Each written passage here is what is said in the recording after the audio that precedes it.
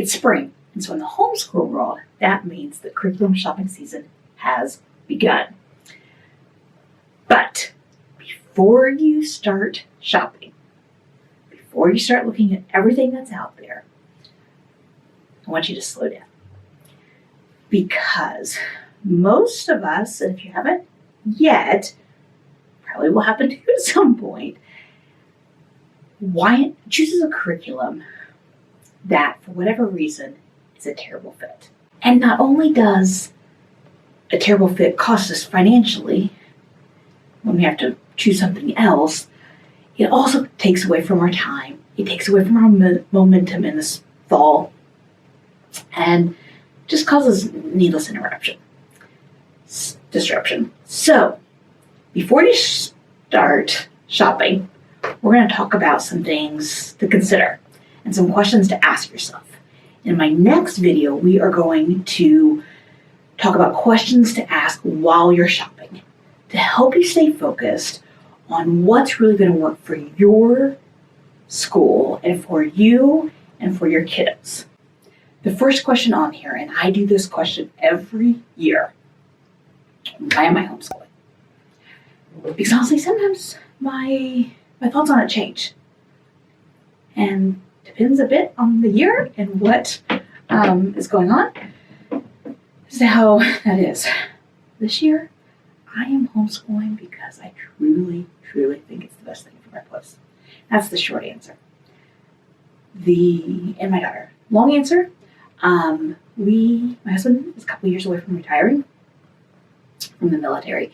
So I know that there may come a time in the short future that one or both of my boys will end up transitioning to homeschool. I don't plan on it, but there's that chance when we enter that new stage of life. So I'm homeschooling now so that I'm giving them a better chance at the skills they need now in case that happens. I'm also doing it because selfishly, I don't want to send them away. My daughter is finishing up her junior year, and I see how quickly the time has come. And I'm not ready to give that up yet. Next one, what does our schedule look like for next year? We don't have any moves coming up. We don't have any, as far as I know, any deployments, any big things like that are going to disrupt our schedule.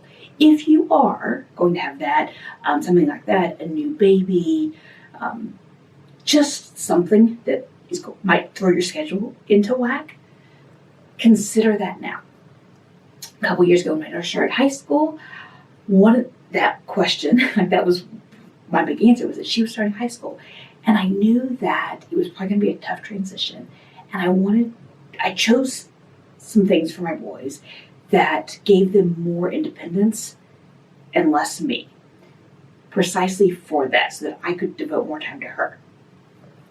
I also did that in the fall with this year as she transitioned to taking classes at the community college, but as it turns out, she didn't need me. So I revamped things as we went.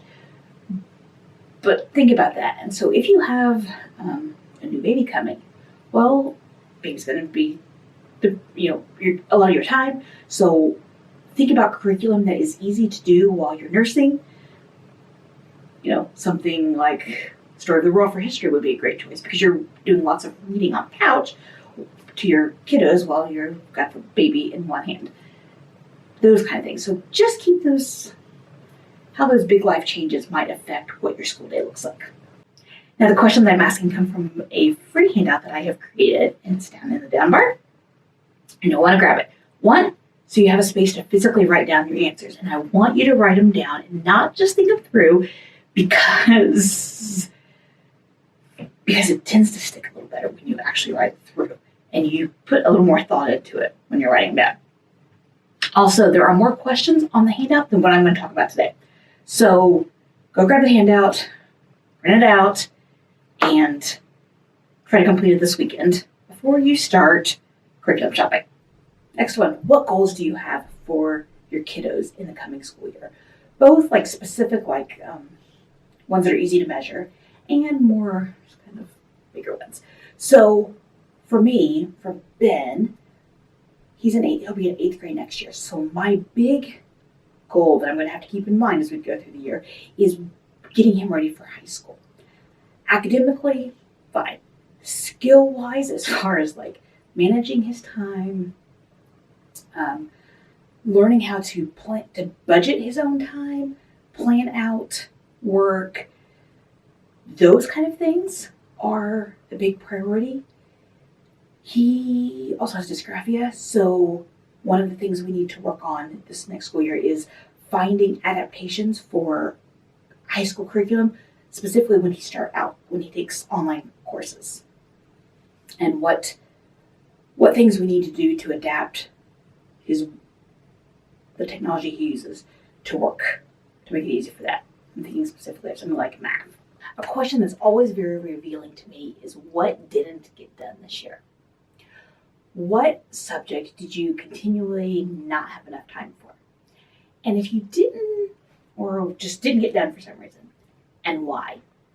Did it require too much time from you or too much time to complete?